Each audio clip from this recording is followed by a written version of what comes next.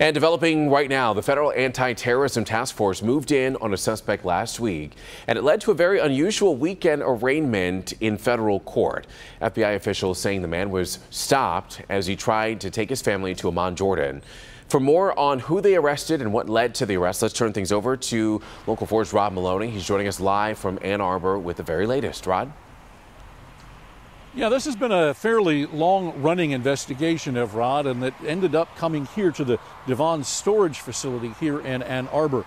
And it was Yusuf Muhammad Ramadan who was arrested over the weekend, but it looks like there is far more to this case than meets the eye.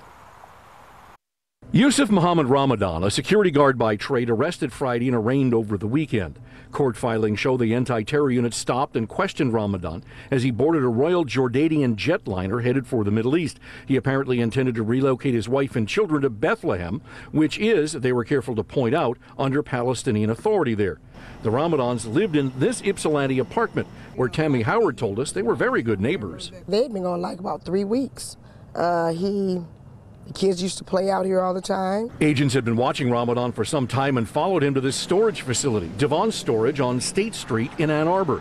Investigators say when they questioned Ramadan about owning weapons, quote, Yusuf Muhammad Ramadan stated he owns 2 rifles and a Glock handgun, which he had placed in a self-storage unit, end quote.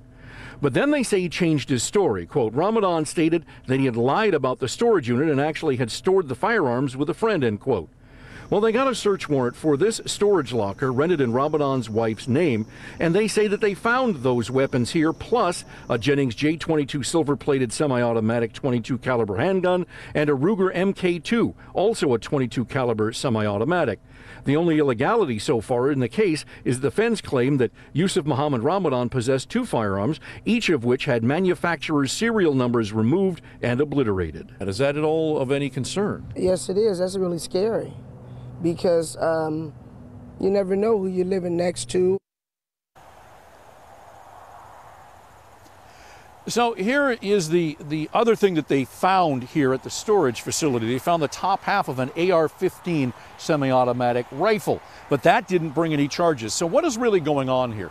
Lots of questions that we don't have answers to, but there's going to be a detention hearing tomorrow, 1 o'clock at federal court.